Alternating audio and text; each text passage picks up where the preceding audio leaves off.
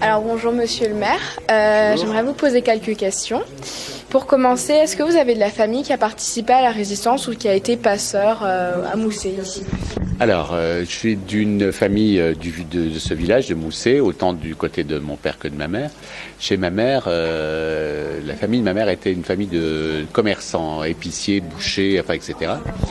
Et effectivement, ils ont participé, mais sans jamais en avoir parlé, à des ravitaillements, des apports de nourriture, des choses comme ça. Mais mon grand-père, par exemple, qui était boucher, n'en parlait pas. Seule ma mère m'a pu me dire maintenant certaines choses qui se sont passées chez elle pendant la guerre. C'était leur façon de résister, c'était nourrir les gens qui étaient passés, c'était nourrir les résistants du secteur, c'était nourrir, participer à l'aide aussi à l'alimentation des Anglais ou autres. Pas de chez moi, personne n'a travaillé au niveau des passeurs. Pendant la guerre, je sais simplement qu'un de mes grands-pères a été secrétaire de mairie, mais c'est pareil.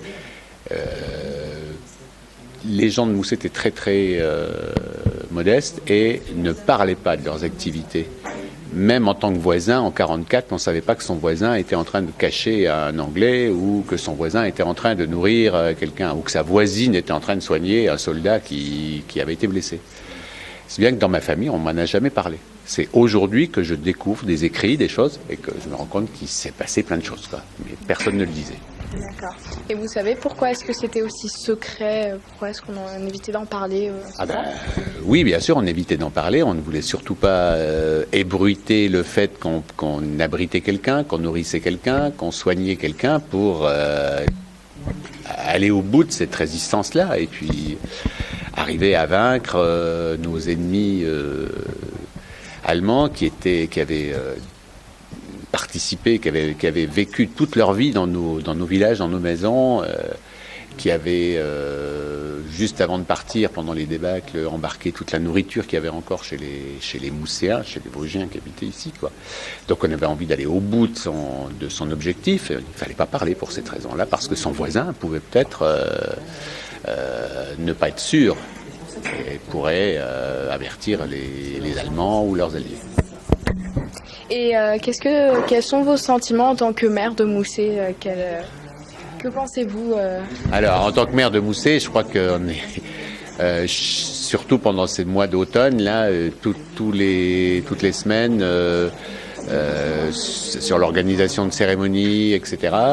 Mais je veux dire qu'en tant que maire de Moussé, je pense que je me suis souvent posé la question, qu'est-ce que j'aurais fait si j'avais été maire à l'époque de Jules Py, qui, à 61 ans, est parti avec ses hommes.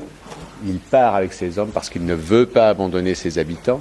Voilà, ce maire-là, il a fait tout ce qu'il a pu. Il est allé jusqu'au bout puisqu'il a donné sa vie pour son village et ses habitants. Je ne sais pas si j'aurais été capable de faire la même chose que lui, quoi. Voilà, je doute. C'était presque un modèle pour vous, c'est ça? Tout à fait. C'est bien ça, vous avez compris. Vous avez compris.